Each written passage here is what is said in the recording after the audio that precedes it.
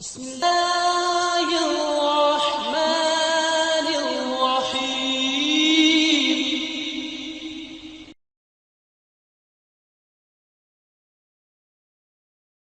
السلام عليكم ورحمة الله وبركاته. إن الحمد لله نحمده ونستعينه ونستغفره ونعوذ بالله من شرور أنفسنا ومن سيئات أعمالنا. من يهده الله فلا مضل له ومن يضلل فلا هادي له. وأشهد أن لا إله إلا الله وحده لا شريك له وأشهد أن محمدا عبده ورسوله صلوات ربي وسلامه عليه. روى الأئمة أبو داود والترمذي والنسائي وابن ماجه رحمهم الله تعالى عن أوس بن عوس رضي الله تعالى عنه عن النبي صلى الله عليه وسلم قال: من غسل يوم الجمعة واغتسل وبكر وابتكر ومشى ولم يركب ودنا من الإمام فاستمع ولم يلغ كان له بكل خطبة أمل السنة أجر صيامها وقيامها أو كما قال صلوات ربي وسلام عليه. اللہ مالک کی توفیق سے گزشتہ خطبہ جمعہ میں مسجد میں جمعہ کی نماز اور خطبہ کے لیے جلدی آنے کے حوالے سے گفتگو ہو رہی تھی. آج کے سبق کی اسی حوالے سے پہلی حدیث شریف حضرات ائمہ ابو داود، ترمذی، نسائی اور ابن ماجہ رحمہم اللہ تعالی چار محدثین نے اس حدیث کو روایت کیا. نبی محترم صلی اللہ علیہ وسلم نے فرمایا: جو شخص جمعہ کے دن اچھی طرح غسل کرے اور بہت جلدی نکلے، پیدل چلے اور سوار نہ ہو، امام سے قریب ہو جائے اور توجہ سے سنے اور کوئی لغو بات نہ کرے. چار بات اذرہ نوازش انگلیاں نکالیے اور شمار کر لیجیے. خان صاحب، پہلی بات اچھی طرح جمعہ کے دن غسل کرے. دوسری بات بہت جلدی نکلے. تیسری بات پیدل آئے، سوار نہ ہو. چوتھی بات امام سے قریب ہو کے بیٹھے، توجہ سے سنے اور کوئی لغو بات نہ کرے. دوبارہ سماعت فرمائیے. اور میرا اعتقاد ہے اگر اسی حدیث پر میرا اور آپ کا یقین آ جائے، جمعہ کے لیے حاضری کے حوالے سے ہماری پالیسی یکسر بدل جائے. اللہ کے لیے میں اور آپ پوری توجہ فرمائیں. چار باتیں. نمبر 1، اچھی طرح غسل کرے. نمبر 2، جلدی نکلے. نمبر 3، پیدل آئے، سوار ہو کے نہ آئے. نمبر 4، امام کے قریب بیٹھے، توجہ سے سنے اور کوئی لغو بات نہ کرے. اب کیا ہے اس کے لیے؟ اپنے ذہنوں میں سوچئے اور پھر نبی محترم صلی اللہ علیہ وسلم کی عظیم بشارت سماعت فرمائی. فرمایا کان لہ بکل خطوہ عمل سنہ، اس کو ہر قدم اٹھانے پر 1 سال کے عمل کا ثواب ملتا. ایک قدم اٹھایا کتنا ثواب؟ 1 سال، 355 دن. اس کو ہر قدم کے بدلے میں 1 سال کا ثواب ملتا ہے. لا الہ الا اللہ. کہاں ہوں میں، کہاں ہیں آپ؟ سب کے لیے بات ہے. ڈاکٹر شعیب جی بات واضح ہو رہی. پھر سنیے، اس کے لیے ہر قدم کے بدلے میں 1 سال کا ثواب ہے. اور کیسا سال؟ میرے ایسا سال، یا آپ کو نہیں کہتا میرے ایسا نکما سال نہیں. اجر صیامہا وقیامہا، ایسا سال جس میں روزے ہوں اور جس کی راتوں میں تہجد ہو. کیا یہ بات چھوڑنے والی؟ اور ہم نے چھوڑا ہے کہ نہیں؟ آئیے، کہنے والا نالائق اور سننے والا، میں اپنے آپ کو نالائق کہہ رہا ہوں، آپ کو نہیں. عزم کریں یا رب کریم، جتنی زندگی باقی ہے اس عمل کے لیے سڑ توڑ کوشش کریں گے. اور یہ مستقل موضوع ہے، اشارہ کر کے آگے چلتا ہوں. جب میری اور آپ کی نیت سچی ہوگی، کوشش بھی کریں گے، اگر تاخیر بھی ہو جائے گی یہ عمل لکھ جائے. اسی حوالے سے آج کے سبق کی دوسری حدیث.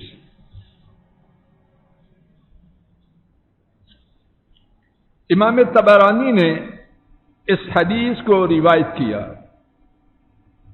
اور انہوں نے محمد بن ابی عمر العدنی ان کی مسند سے لیا. حضرت ابن عباس رضی اللہ تعالی عنہما اس کے راوی ہیں. نبی کریم صلی اللہ علیہ وسلم جمعہ کے دن خطبہ ارشاد فرما رہے ہیں. ہم نے پہلی سنی بشارت، اب دوسری سنے وعید. بشارت بھی آ گئی، وعید بھی آ رہی ہے. شاید اللہ میرا اور آپ کا سینہ خیر کے لیے کھول. ہمارے دین میں صرف بشارت نہیں اور صرف وعید نہیں، دونوں چیزیں. ابن عباس رضی اللہ تعالی عنہما بیان کرتے ہیں، جمعہ کے دن نبی کریم صلی اللہ علیہ وسلم خطبہ ارشاد فرما رہے. ایک آدمی آیا تو نبی کریم صلی اللہ علیہ وسلم نے فرمایا، یعنی خطبہ کے دوران ہی فرمایا، یلہو احدکم، تم میں سے ایک لہو میں، کھیل کود میں مشغول رہتا، حتی اذا کادت الجمعۃ تفوتہ، جب دیکھتا ہے کہ جمعہ اب نکل جائے گا، جا آیا، یا اللہ یہ حدیث مجھ اور آپ میں سے کسی پر منطبق نہ ہو، کہیں میں آپ ہی نیچے سے نہ نکل آئے. ارشاد فرمایا، تم میں سے ایک لہو میں، کھیل میں، مراد بیکار بات ہے. اور جہاں دین ٹوٹے جو بات بھی ہو وہ بیکار ہے یا کارآمد. یہاں تک کہ جمعہ قریب تھا کہ اس سے فوت ہو جائے، جا یتخطی رقاب الناس، آیا لوگوں کی گردنوں کو پھلانگتے ہوئے، یؤذیہم، پہلے آنے والوں کو اذیت دیتا ہے، یؤذیہم، انہیں اذیت دیتا ہے، یعنی جو پہلے سے بیٹھے ہیں ان کی گردنوں کو پھلانگتے ہوئے آئے، ان کو اذیت دے کے آگے آتا ہے۔ اب وہ شخص عرض کرتا ہے ما فعلت یا نبی اللہ، اے اللہ کے نبی صلی اللہ علیہ وسلم، میں نے ایسے نہیں کیا، میں یہ تشریح ہے، میں سمجھا ہوں، اگر غلط سمجھا ہوں تو اللہ معاف کر۔ اے اللہ کے نبی میں نے نہیں کیا، یعنی میں ایسے تو نہ تھا، ولیکن کنت راقدا، میں سویا ہوا تھا، ثم استيقظت، پھر میں بیدار ہوا، فقمت، میں فوراً کھڑا، میں کھڑا ہو گیا، یعنی نیند سے بیدار ہو کر میں کسی کام میں نہیں لگا، میں مسجد میں آ گیا۔ اس کے بعد بھی حدیث کا ٹکڑا ہے، اس کا موضوع اگلے سبق سے ہے، انشاءاللہ اس کی طرف پھر آئیں۔ جو بات عرض کرنا چاہتا ہوں اس واقعہ سے، نبی کریم صلی اللہ علیہ وسلم اس وقت جب آپ نے اس شخص کا احتساب کیا، مجھے جواب دیجئے کیا کر رہے تھے؟ بولو، خطبہ، چاہتا ہوں جواب دیں گے تو تسلی ہوگی کہ بات سمجھے گی۔ کیا کر رہے تھے؟ خطبہ دے رہے تھے۔ اس شخص کو آتے دیکھ کر خطبہ روک دیا، اللہ اکبر، اس کام کی سنگینی کس قدر ہے۔ راجہ صاحب جی بات واضح، خطبہ، اس میں اگر کسی کو کہیں چپ کر تو خطبے کا اجر ضائع ہو جائے، لیکن اس کام کی سنگینی کس قدر زیادہ ہے، خطبہ روک دیا اور اس شخص پر احتساب کیا۔ اب میں کیا کروں، سارا خطبہ یہی کرتا رہا، اللہ مجھے معاف کر، کوتاہی ہے میری۔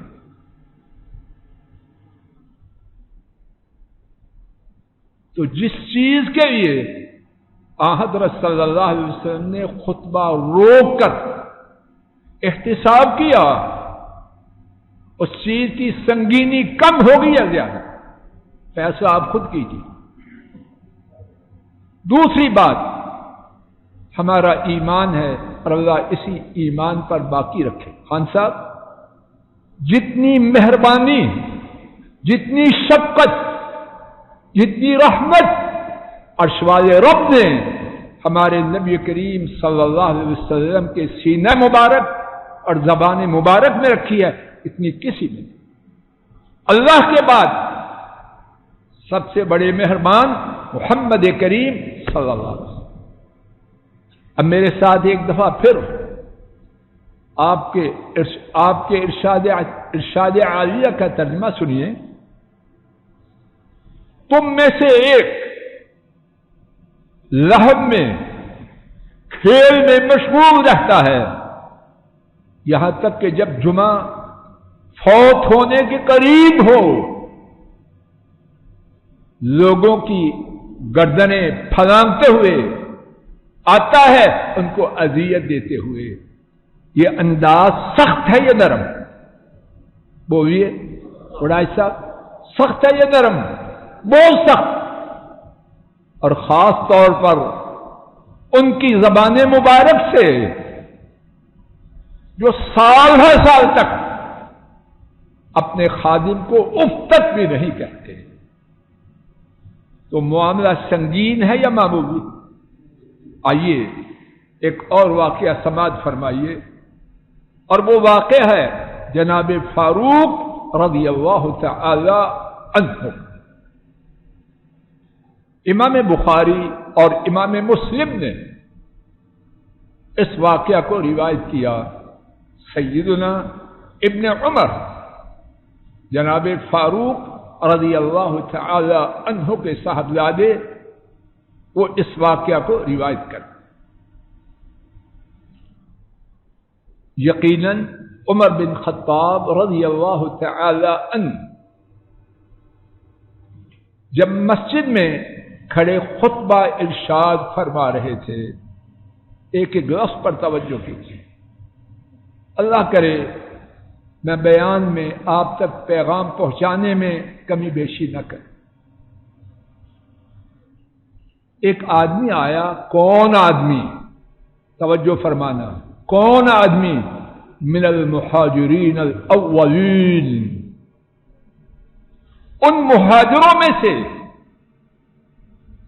اور مہاجروں میں ان کا نمبر کیا تھا؟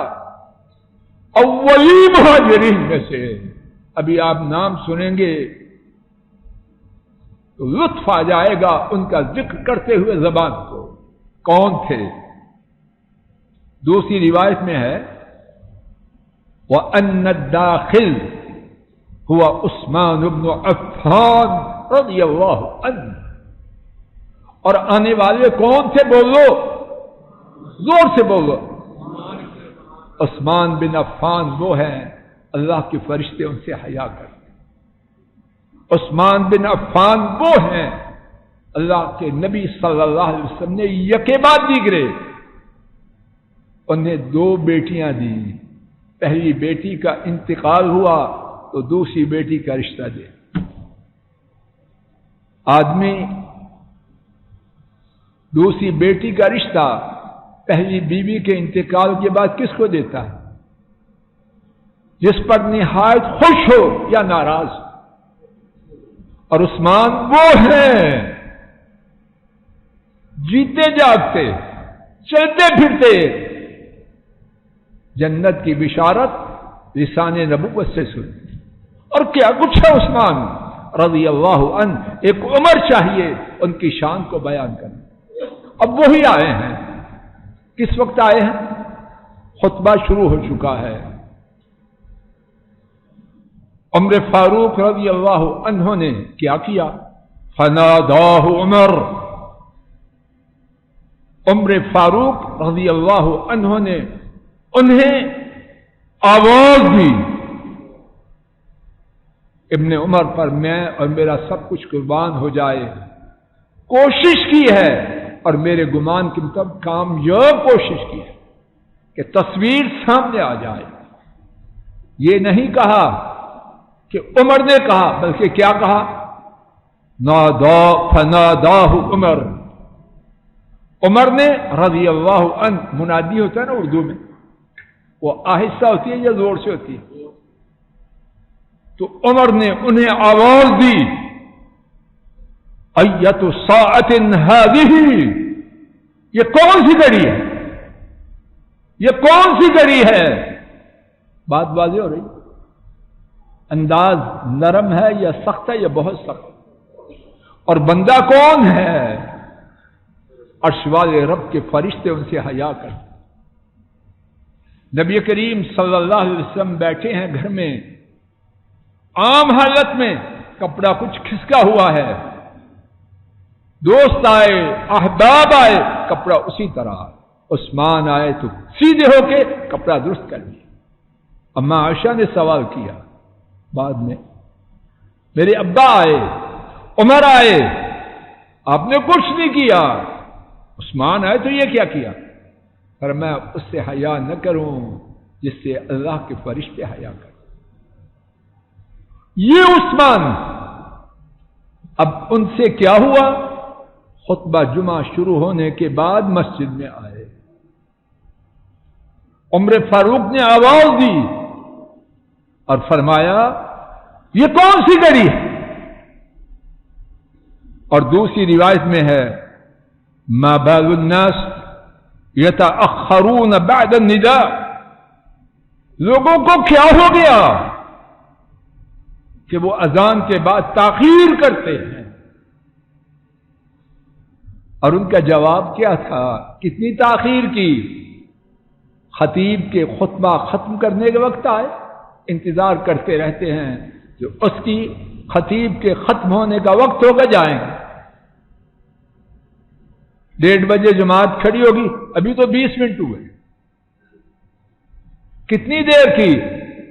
عرض کرتے ہیں یا امیر المومنین ما زدت حين سمعت النداء ان توضأت ثم اقبلت۔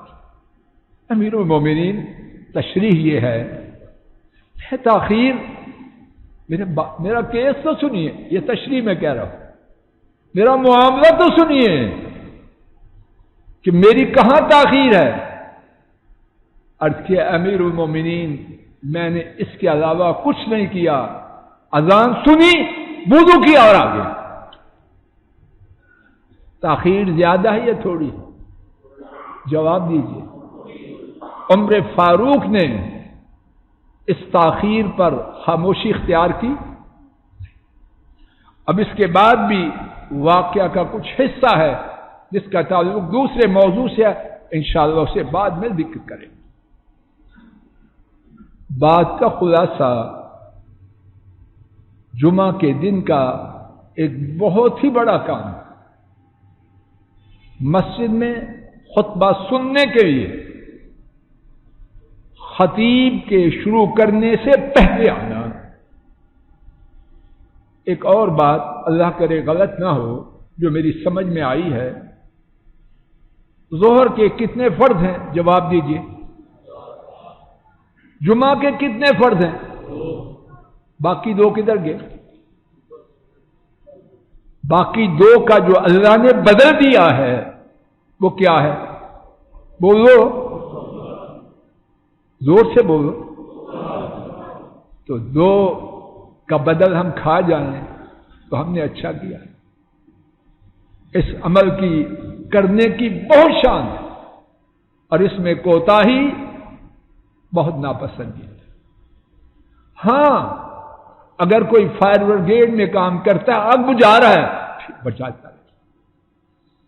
دریا میں ڈوب رہا ہے کوئی بندہ، اس کو بچا رہا ہے، بچاتا رہے۔ کوئی ڈاکٹر ایمرجنسی وارڈ میں ایسی حالت میں ہے، اگر وہ آ جائے، مریض فوت ہو جائے یا اس کی بیماری میں اضافہ ہو جائے، اس کا معاملہ الگ ہے۔ ہمارے دین میں آسانیاں ہیں، لیکن دین موم کا ناک نہیں، جہاں چاہیں مروڑ لیں اور جیسے چاہیں مروڑ لیں، نہ، یہ نہیں۔ جمعہ کے حوالے سے اللہ مالک کی توفیق سے ایک نیا موضوع، اور وہ یہ ہے کہ جمعہ کی شان و عظمت، اللہ کریم نے اس جمعہ کے دن کے لیے اور خطبہ جمعہ کے لیے آداب رکھے ہیں۔ ان میں سے ایک ادب، جمعہ کے دن غسل کریں۔ اللہ کے لیے ایک ایک بات پر پوری توجہ کیجیے۔ گھروں میں دین بڑھ رہا ہے یا کم ہو رہا ہے؟ اللہ کرے کہ بڑھ رہا ہے۔ جمعہ کے لیے ایک ضروری ادب، ہر مسلمان بالغ جمعہ کے دن غسل کرے۔ اس بارے میں متعدد احادیث میں سے اللہ کی توفیق سے کچھ سنتے ہیں۔ امام بخاری اور امام مسلم نے حضرت ابو سعید الخدری رضی اللہ تعالی عنہ سے روایت کیا، نبی کریم صلی اللہ علیہ وسلم نے فرمایا، غسل یوم الجمعہ واجب علی کل محتلم، جمعہ کے دن کا غسل ہر بالغ مسلمان پر ضروری۔ ایک سوال ہے کہ خواتین پر بھی ہے، اللہ بہتر جانے۔ میں نے تھوڑی بہت کوشش کی کہ کوئی واضح حدیث مل جائے، مجھے نہیں ملی۔ ایک محدث سے بھی رابطہ کیا تو انہوں نے وہی بات فرمائی جو پہلے سے میرے دل میں تھی، اور اسی لیے اس کے کہنے کی جرات کرتا ہوں کہ ہر مسلمان بالغ، مرد ہو یا عورت، وہ جمعہ کے دن غسل کرے۔ جب اللہ پاک نے فرمایا ہر بالغ مسلمان پر جمعہ کا غسل ہے، تو خاتون بھی بالغہ ہے، مسلمان ہے، تو وہ بھی غسل کرے۔ دوسری حدیث، اسی پر رکتے ہیں انشاءاللہ الرحمن۔ اسی موضوع کے حوالے سے کچھ مزید گزارشات آئندہ خطبہ جمعہ میں عرض کرنے کا ارادہ ہے۔ اللہ کریم اپنے فضل و کرم سے ایمان، عافیت، اخلاص سے عرض کرنے، سننے اور عمل کرنے کی ہم سب کو توفیق عطا فرمائے۔ وآخر دعوانا ان الحمد للہ رب العالمین۔ الحمد للہ نحمده ونستعینه ونستغفره ونعوذ بالله من شرور أنفسنا ومن سيئات أعمالنا، من يهده الله فلا مضل له ومن يضلل فلا هادي له، وأشهد أن لا إله إلا الله وحده لا شريك له، وأشهد أن محمدا عبده ورسوله صلوات ربي وسلامه عليه۔ آج کے خطبہ جمعہ میں اللہ مالک کی توفیق سے پہلے یہ بات عرض کی گئی کہ خطیب کے خطبہ دینے سے پہلے مسجد میں آنا، اس کی شان و عظمت بہت ہی بڑی ہے، اور اس بارے میں ایک ثابت شدہ حدیث عرض کی گئی۔ اسی حوالے سے یہ بات بیان کرنے کی عاجزانہ کوشش کی گئی کہ خطبہ کے بعد آنے والے شخص پر حضرت صلی اللہ علیہ وسلم نے کڑا احتساب کیا۔ جناب فاروق رضی اللہ عنہ نے سیدنا عثمان رضی اللہ تعالی عنہ کے خطبہ جمعہ کے شروع ہونے کے بعد آنے پر کڑوا احتساب، کڑا احتساب۔ دوسری بات، آج کے خطبہ جمعہ میں جس کے ذکر کرنے کا آغاز ہوا، ہر مسلمان کے لیے ضروری ہے، جو بالغ ہے، کہ وہ جمعہ کے دن غسل کرے۔ انشاءاللہ اسی مقام سے آئندہ سبق کا، آئندہ خطبہ کا آغاز کرنے کا ارادہ ہے۔ اللہ ایمان و عافیت سے سننا سنانا ہم سب کے نصیب میں فرمائے۔ ربنا آتنا فی الدنیا حسنہ وفی الآخرة حسنہ وقنا عذاب النار۔ سبحان ربک رب العزت عما یصفون۔ السلام علیکم ورحمۃ اللہ۔ یہ ڈاکٹر فضل الہی صاحب کا آفیشیل یوٹیوب چینل ہے، اس کو لائک، سبسکرائب اور شیئر کریں اور بیل آئیکن پریس کریں تاکہ نئے آنے والی ویڈیوز کا نوٹیفیکیشن آپ کو موصول ہو سکے۔ جزاکم اللہ خیر۔